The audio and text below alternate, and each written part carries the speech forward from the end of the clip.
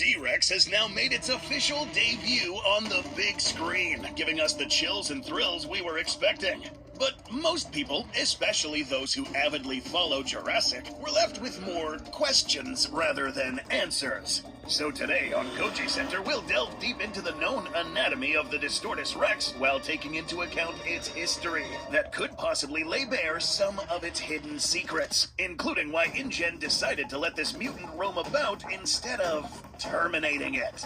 Today on the analysis platform, we'll begin by displaying a completely accurate model of the Distorted King. Soon, we'll get into the anatomy and find out a few interesting details that sets this creature apart from the rest. Before that, we'll give you a quick rundown of everything we know about the history of this creature. The opening text for Jurassic World Rebirth explicitly implies that Distortus Rex, along with its other mutated kin, were created more than 17 years ago. More than, because this D-Rex had evidently been wandering about for some time already, given its size at this point in the early 2010s. A reminder that all InGen creatures, both big and small, were all genetically modified organisms, and therefore their growth rates were all enhanced. D-Rex wasn't going to spend 8 to 10 years growing to adult proportions. On the contrary, D-Rex could have possibly been created as early as 2007 or 2008. The place of its creation also gives us insight as to exactly what they might have been trying to do here. St. Hubert, the island who was also recently slapped with the label of Site C, was another InGen facility where even more wild experiments took place. In a place where two-headed, further mutated mutadons were brought forth, two-headed triceratops, alien-looking embryos, it's clear that some of these creatures did not come out as intended. The fact that we do see other mutated creatures, or what evidently seems to be InGen's first stab at hybrid territory, makes us think that this place was actually purposely instigating mutations in their creatures. A mutation, by definition, is a change in the DNA sequence or chromosomes of a living organism. The meddling with what are known as Hox genes in a creature could result in things like what we saw in the movie. Extra limbs or heads in animals, distorted proportions, dysfunctional internal anatomies. We saw it all in this lab. Distortus Rex, although obviously mutated, might have wound out that way purposefully to some extent. The InGen geneticists maybe did not intend for D-Rex to look like this, since really this doesn't really look like the most marketable creature to sell tickets. And funnily enough, both in universe and in real life, a whole lot of people showed their disapproval of this animal. So you can imagine the marketing flop this mutant would have made once the public got a whiff of Jurassic's next big attraction. We say next because at this point in the Jurassic timeline, Masrani was already planning the next big attraction for Jurassic World. Rexy, being a T-Rex, was already going to sell tickets, but as they say in business, adapt or die. The audience was eventually going to get tired of the same attractions and would eventually want to see something new. And these guys knew this. Now, it was quite possible that Simon Masrani was unaware of everything that they were doing in Site C, proven by the fact he didn't even know what the Indominus Rex was made of, or was capable of. A lot happened under his radar, and these mutants were very likely some of those things. D-Rex, upon hatching or while growing up, was given the name Distortus Rex. You don't give that name to something that isn't malformed, so clearly this animal had a few things wrong with him. So, why keep him alive and let him grow to such size? Well, here's where things get a little interesting. Recall in the movie how this doorway had a digital label reading D-Rex V23, very likely short for version 23.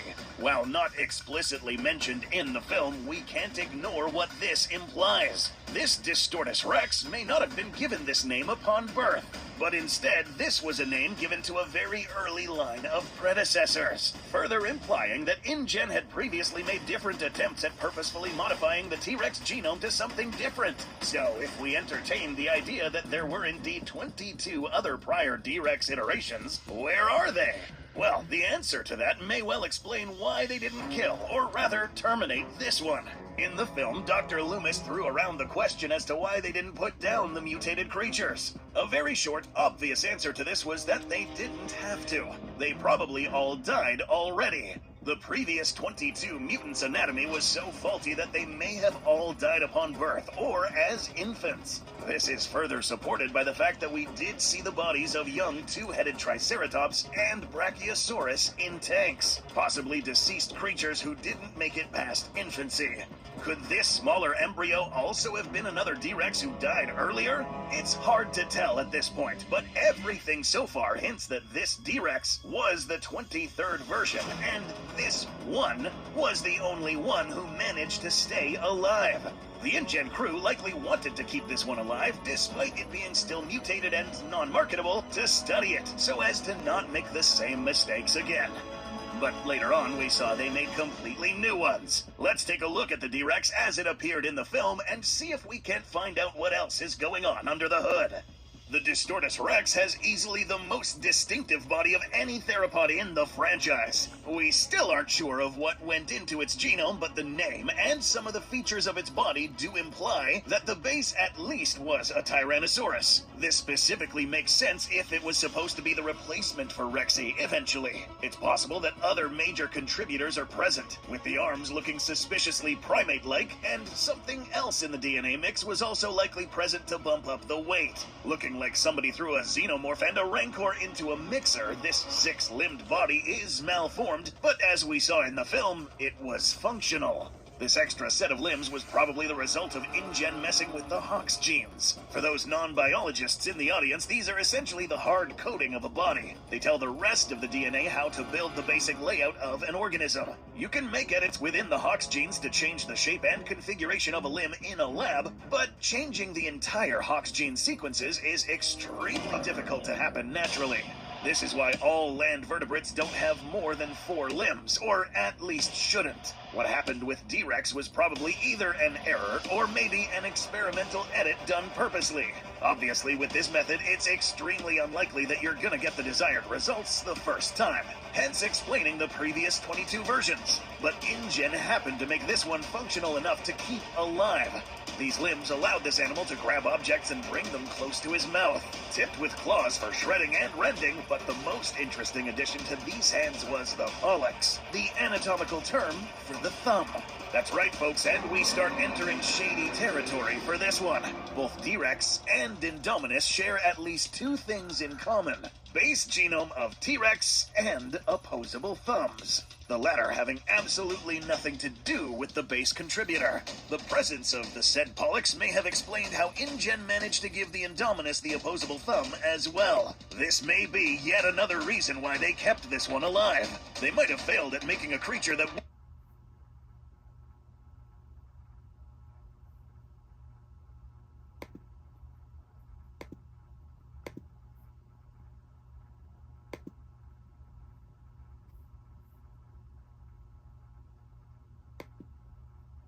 Dominus the opposable thumb as well. This may be yet another reason why they kept this one alive.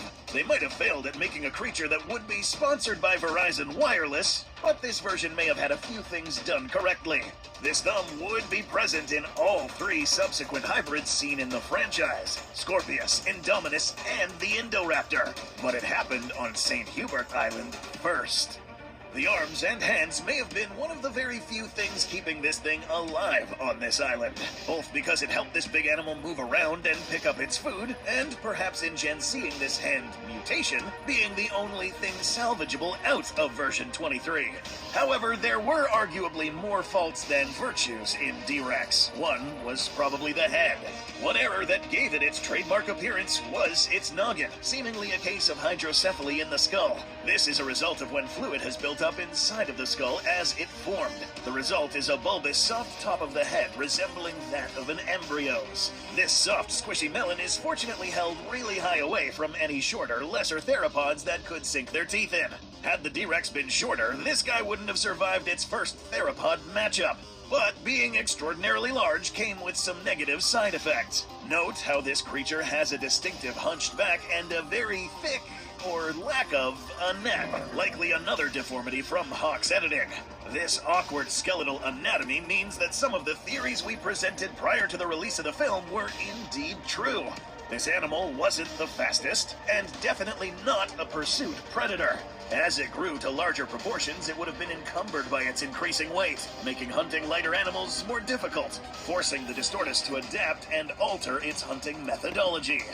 One thing you may have noticed in the film was that you never really got to see Distortus Rex in plain sunlight, but rather at nighttime.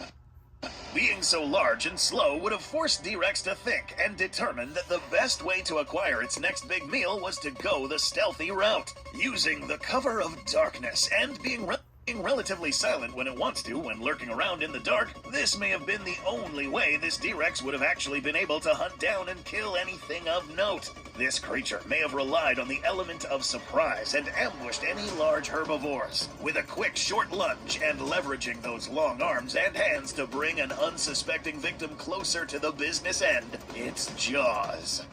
Now, based on this anatomy, that being with longer arms and a short neck, we'd like to think that almost every case where D-Rex is fighting or hunting, the hands are deployed first. And that is precisely how we saw 2 people get eaten by D-Rex. This bite was backed up by jaws that could crunch through a helicopter. We're going to ignore the fact that this animal miraculously grew to 25 meters in height to achieve this, but the bite itself says a lot about what this creature is capable of. We've all seen the older documentaries of a mechanical T-Rex biting into cars. While a scaled-up T-Rex could maybe do the same to a helicopter, the fact that this is still a malformed skull can't be ignored.